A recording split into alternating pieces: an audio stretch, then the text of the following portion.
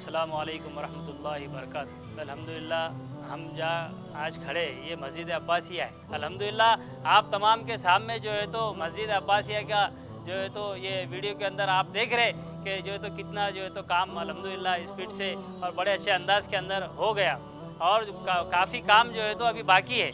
और आज जो है तो काम हमारा रुका हुआ है बजट के वजह से, क्योंकि तकरीबन जो है तो मस्जिद अब्बासिया का जो है तो 1.5 करोड़ जो है तो 1,52,00,000 जो है तो तकरीबन, और इससे ज़्यादा भी लग सकता।